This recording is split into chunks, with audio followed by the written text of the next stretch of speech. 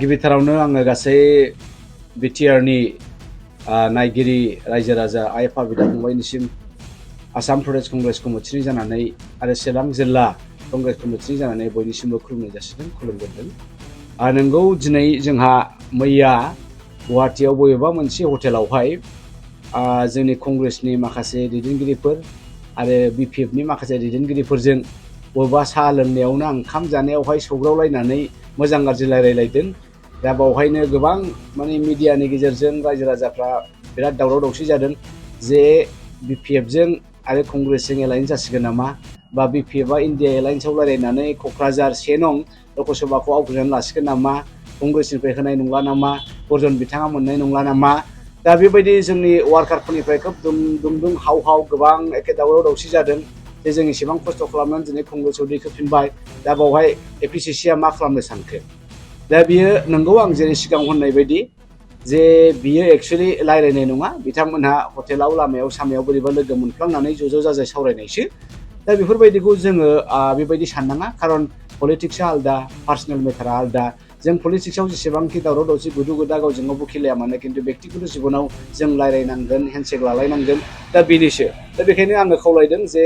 जोंनि आसाम प्रदेश कंग्रेसनि लोगो बिथांमोनखौ, बिटिआर कंग्रेसनि लोगो बिथांमोनखौ जे नोंथांमोनहा बेबायदि दावराव दावसि जानाङा। आं खबर लाहरबाय जे बेबायदि सावरायाखै, बिथांमोनहा बोरैबा गुवाहाटीयाव मोनसे हटेलावसो लोगो मोनलायदों, बावहाय सावरायदों, दसे ओरैनो जिरायलायदों। दा बेयो खुनु एलायन्सनि बाथ्रा दिनैसिम फैथ'वाखै। दासिमाव कंग्रेसनि जे इलेक्शननि थाखाय मावनाय जोङो बिराद गोबावखासै कंग्रेसनि सोमोन्दै मावनाया, नोंथांमोनहाबो नुबोदों जे मोनसे समाव आङो कंग्रेसआव हाबनाय लोगो लोगोनो 21निफ्राय गोबां जयनिं प्रग्राम लादों। उदालगुरिनिफ्राय, बाक्सानिफ्राय, चिरांनिफ्राय क'क्राझारसिम, क'क्राझारनिफ्राय उदालगुरिसिम थांलाय फैलाय बेबायदिनो जोङो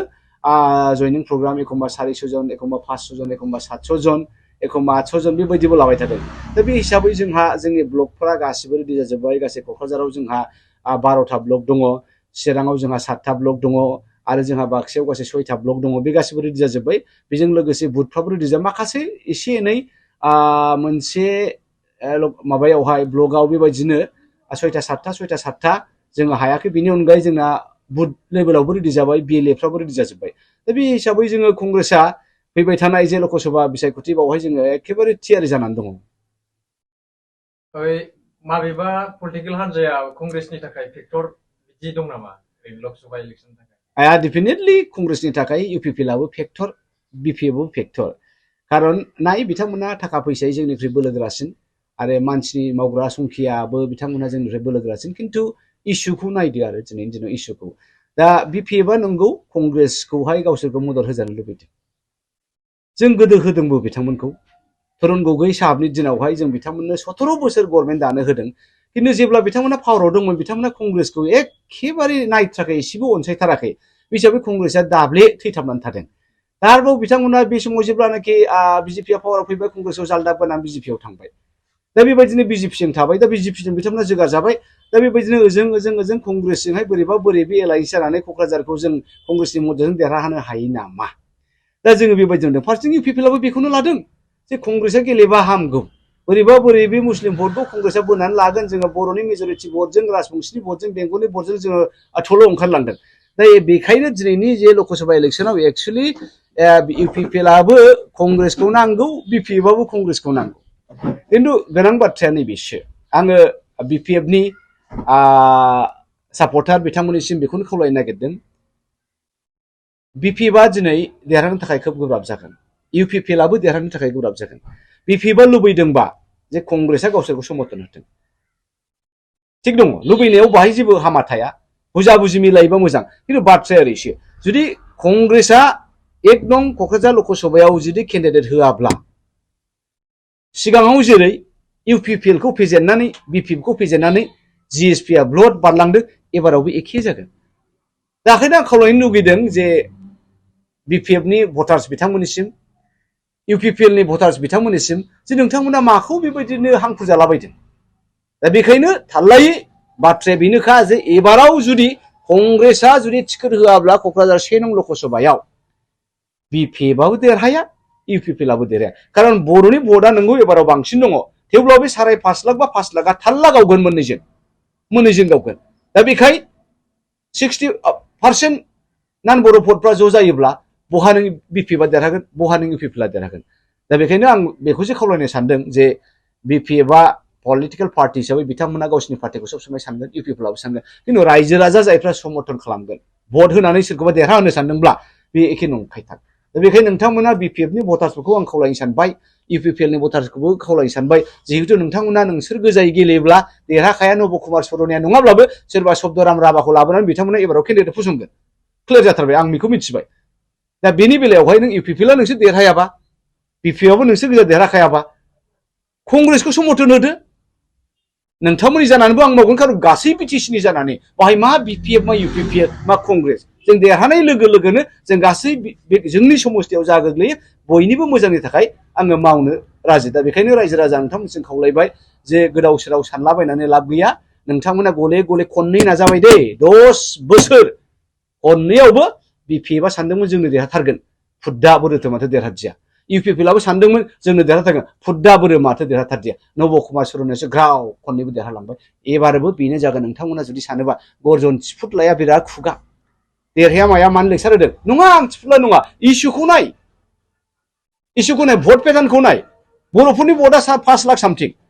माइनरिटि मुस्लिमनि भटआ जोंनि लकसभायाव 2,48,000 बिनि उनावहाय थार्ड लार्जेस्टआ जाहैबाय राजबंशी भट बिनि उनावहाय आदिबासी भट बिनि उनावहाय बेंगली भट टटेल भटआ जोंना 13.5 लाख 13.5 लाखआव 11.5 लाखसो फल जागोन दा बर'नि भटआ थुब्ला मोननै गावोब्ला जायहा मुस्लिमनि भटखौ बांसिन मोनगोन जायहा आदिबासीनि भटखौ बांसिन मोनगोन जायहा राजबंशीनि भटखौ बांसिन मोनगोन बर'आथ' मोनथाम गावखागोन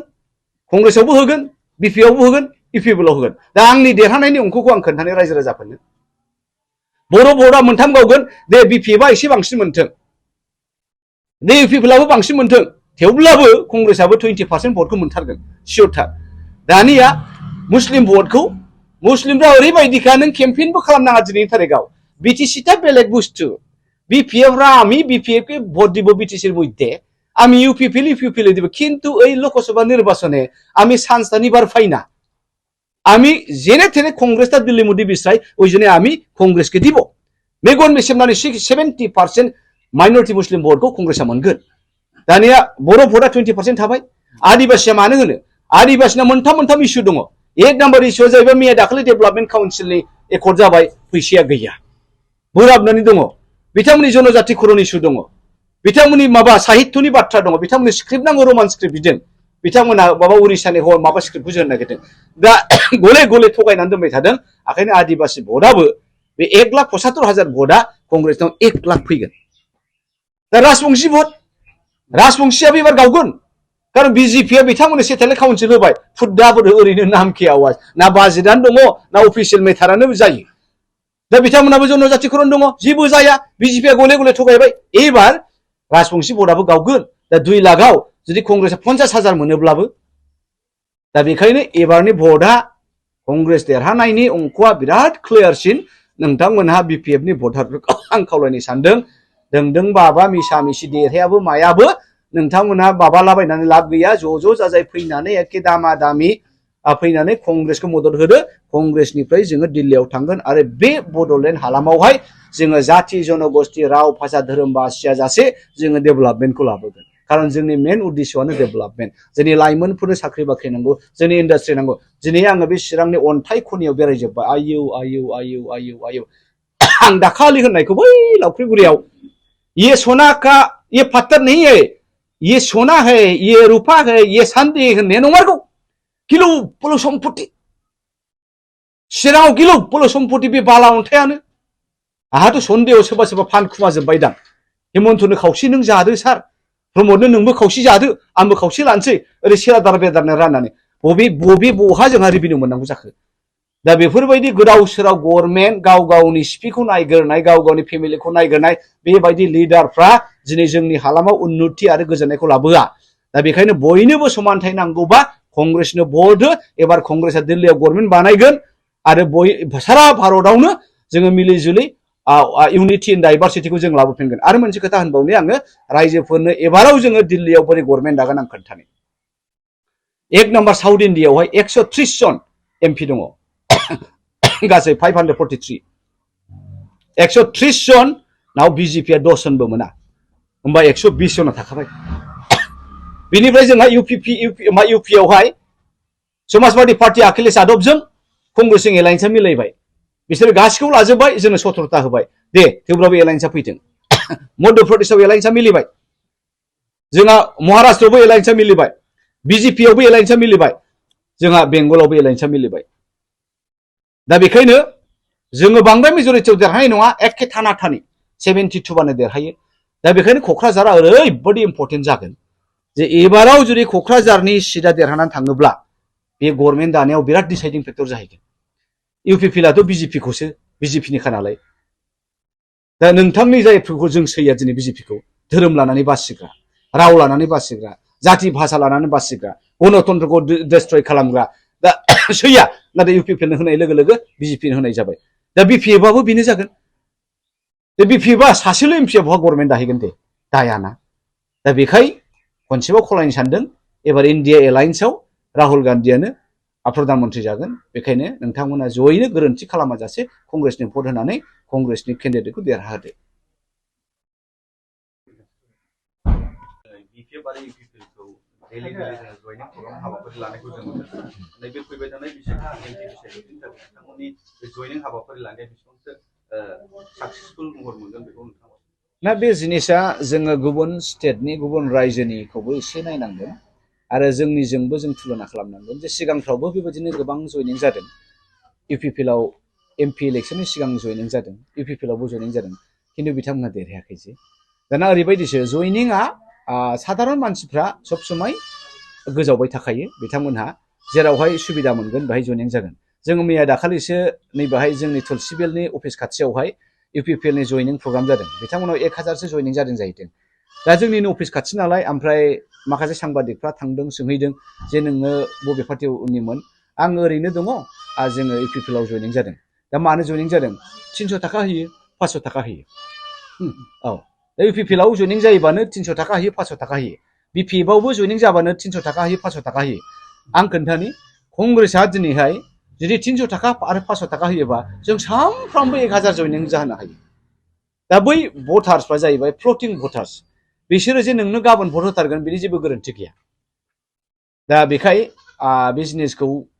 माखासे समावहाय जोंनि लिडारफ्रा गोरोन्थि खालामो जे जोङो सब समाय जोंनि भटार्सफ्रा रोंगौथि गोनां भटार जानांगौ जोंनि साननाय हनायफ्रा थोंजों जानांगौ जानला मोनला फैसाजों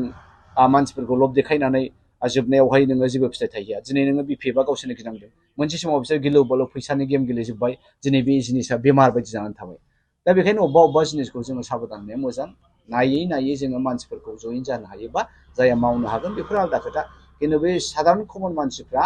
बिसोरो दिनैनो इउपिपिएल गाबोननो बिपिएफ समफोरनो कंग्रेस बे जिनिसा गिदिंबाय थादों दा बेखौ लानानै बिथांमोना जयनिं सेरेमनिखौ खालामबाय थादों ओंखायनो आं बे एसेबां नैबे एमपि इलेक्सनाव गोहोम होगोन बायदि सानाखै नोंथाङा जुदि गमामायैनो जुदि देरहानो थाङोब्ला नोंथाङा नोंथांनि गिबि मावनांगौ हाबाया माखौ मावनांगौ होननानै नोंथाङा सानो आंनि गिबि मावनांगौआ बेनो एक नाम्बाराव जोंनि सिनस्रिया जाहैबाय आबाद जोंनि सिनस्रिया आबाद नालाय जोङो आबाद फोथारावहाय दै मोनदोंना मोनाखै जोङो बेखौ नायनांगोन बेनिफ्राय जोंनो कारखाना नांगौ दा नोङो चिरां बायदियाव नोङो गिदिङोब्ला गिलु बालु गय जोंनि गया गासैबो बायजो रायजोआव थांजोबो दा गयनि प्रसेसिंखौ जों बाहायनो खालामनो हायो आरो जोङो बाहाय माबा उद्धब कारखाना मावनानै जानो हानाय बेबस्थाखौ खालामनो हायो आरो बेनिफ्राय औवाया नोङो तामिलनाडुआव सौहैयो पेपार मिलावहाय अन्ध्र प्रदेशआव सौहैयो पेपार मिलावहाय दा जोंनियावनो जुदि खालामबा बड'लेण्डआव बाहायबो नों 1000 मानसिया बाहाय थांनानै थानो हायो दा बेफोरबायदि जादों दा नोङो अन्थाइआबो जोंना बालाय रायजोआव सौहैजोबो दा जायखिजाया मानो जोंनि मावनांगौआ जाहैबाय गिबियावनो जोङो आबादखौ जोङो बुथुमनांगोन कल कारखाना मावनानै जानो थानो हानायखौ जों नायनांगोन बेनि उनावहाय इडुकेसनखौ जोङो सोलायगोन इडुकेसना फरायनायनि नामाव फरायबा जाया स्कुल कलेज इउनिभार्सिटि पास जाबा जाया जोंनि फरायनाया स्किल गोनां आरो रोंगौथि गोनां मोनसे फरायनाय जानांगोन अब्लासो जोंनि गथ'फ्रा माने हाइ स्कुल पास जाबानो गावबागाव बेबस्था लानानै जिबन जापन खालामनो हागोन दा बे सुबिदाखौ जोङो होनांगोन आरो आङो गिबियावनो बेखौनो सानदों जे जोंनि साख्रि बाख्रि गथ'फोरनो जोंनि लाइमोनफोरनो नांगौ आरो बेनिफ्राय जोंनि आबाद फोथारा जे जोंनि आबादा मेन बुस्थु बिराद इम्पर्टेन्ट जोंनि इण्डियानि तुलनायाव दिनै गुबुन गुबुन फिसा फिसा रायजोफ्राबो जोंनि बिराद सिगां टेक्न'लजिया गोजौ जाबाय दा बेफोरनि बेब'स्थाखौ खालाम क'क्राझाराव लासिंसिं दिनै नायोबा मोनसेबो कल्ड स्टरेज गैया कल्ड स्टरेजआ मा बुस्थु जेब्ला जोंनि आबादा सारप्लास जायो बेखौ जोङो कल्ड स्टरेजआव दोननो हायो दा दोनथ'बायनोबो गैया दा बेखायनो मा जोंनि मेक्सिमाम आबादा बेंगलनिफ्राय फैयो जोंनावनो जुदि आबाद मावनो हायोबा बुरजा एमाउन्टनि आबाद मावनो हायोब्ला जोंबो जोंनि मानसिफोरनो आसामाव जोङो मालायनिफ्राय लाबोब्ला साप्लाय खालामनो हायो दा बे बेब'स्था गैया दा बेबायदि थासारियावहाय नोङो फारसेथिं साख्रि बाख्रिबो गैया आबाद मावनायनि बेब'स्थाबो गैया जोंनि मानसिफ्रा बाहाय बोरै थांनानै थानो हागोन दा बे जिनिसखौ जोङो नायनांगोन